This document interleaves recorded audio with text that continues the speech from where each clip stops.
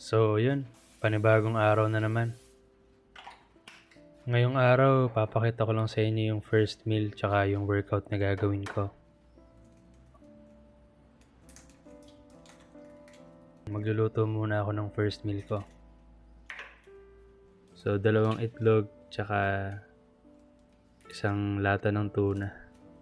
Yan lang kadalasang niluluto ko pag first meal eh. Kasi mataas siya sa protein, hindi masyadong mataas yung fat. Tapos, kanin. Basic lang para may carbs. Then mamaya papakita ko or explain ko sa inyo yung mga ginagawa kong workout. Ngayong araw nga pala push day ko. So chest, tsaka shoulder, and triceps na rin.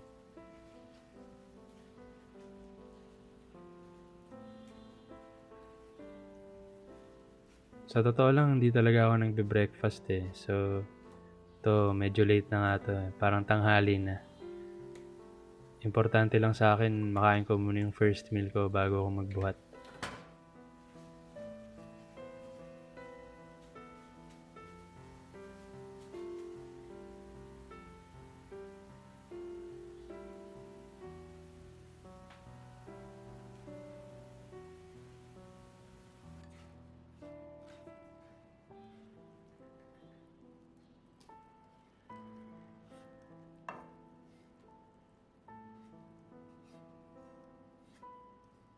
Ang ginagawa ko nga pala, tinatrack ko yung mga kinakain ko kada araw. Para alam ko kung sumusobra na ba ako sa calories or nai-hit ko ba yung mga macros ko. Ayan, nagtitimbang ako para on point yung tracking. Kasi hirap din tansya-tansya lang eh. Kaya hindi mo alam kung sobra ka na ba sa carbs, kulang ka ba sa protein, or sobra ka na ba sa fat.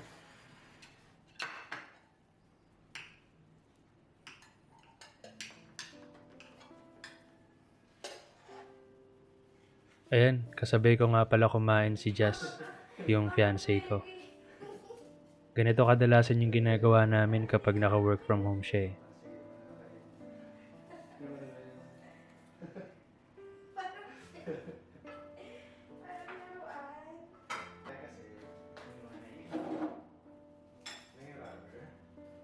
Sa totoo lang, hindi rin naman halos nag-iiba yung mga kinakain ko araw-araw eh. Siguro yung oras lang.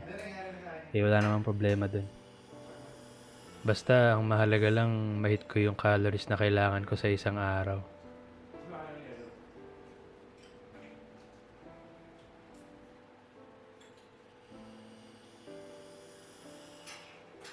Naka-calorie deficit nga pala ako ngayon. Since medyo lumaki ako nung nakaraang taon eh. Medyo napataba.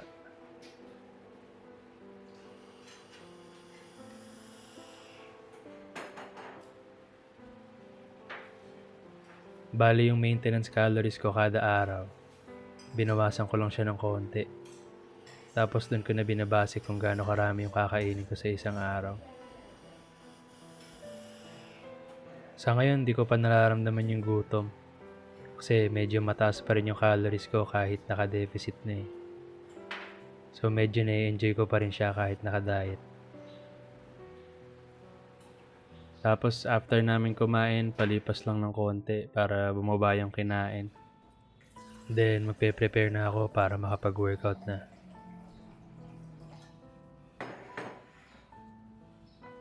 Kapag push day ko, nagpe-pre-workout talaga ako kasi ewan ko, feeling ko nakakatulong talaga siya eh, na lumalakas ako eh. Tsaka yung pump din, syempre.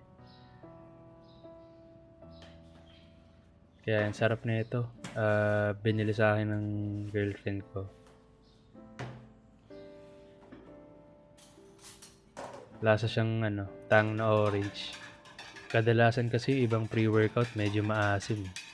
Kaya ginagawa ko, hindi ko na tinitimpla. Pero ito, sayang yung lasa eh. Sarap kasi, kaya tinitimpla ko.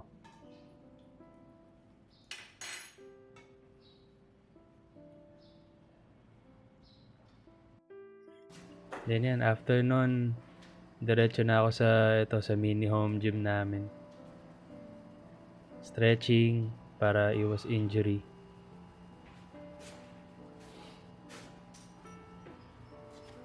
After ng stretching, nag-warm up ako. So, same buhat lang naman pero mas mababang weight para lang medyo dumaloy muna yung dugo sa mga muscle.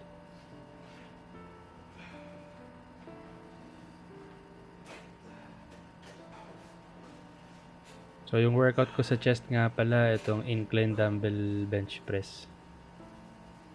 Nag-switch na ako dito kasi dati ginagawa ko talaga yung flat na barbell bench press eh.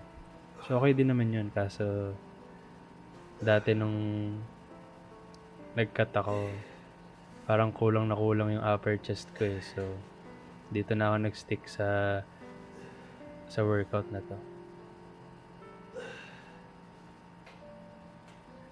And after ng warm-up, minsan isa or dalawang set, diretso na ako nyan sa working set ko. So, ginagawa ko 4 na set, tapos yung range niya is 6 to 8 reps lang. Basta mahalaga yung progressive overload.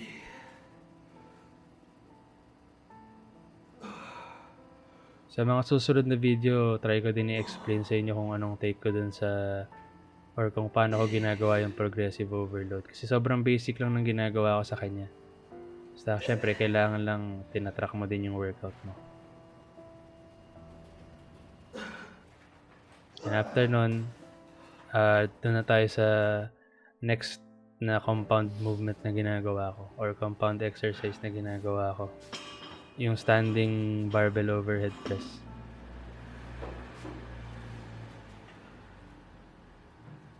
Ito naman para sa shoulder, syempre. Kaya kung papansin nyo, parang minimalist type of workout yung ginagawa ko kasi ito yung effective sa akin dati eh. Kumbaga effective siya, tapos efficient din. Hindi rin masyado kumakain ng oras. Same lang dito, 4 na set ginagawa ko, tapos range lang din siya ng 6 to 8 reps. So, pag tinatrack ko siya, nililista ko lang ano yung weight na binuhat ko ngayong araw, ilang reps. Para alam ko sa susunod na workout kung ano yung huli kong binuhat. Diba?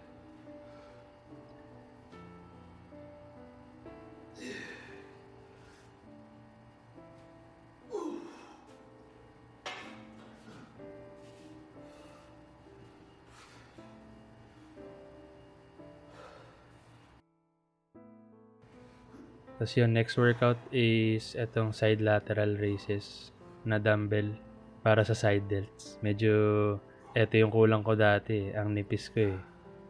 So, para medyo lumapad, talagang tinututukan ko ngayon yung side delts ko.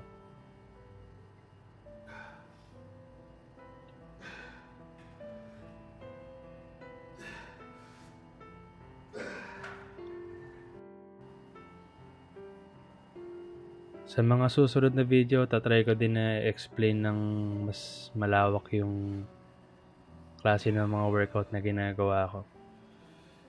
Pero yan, sa ngayon, yan muna. Thank you sa pakikinig. Kita-kits ulit sa susunod na video.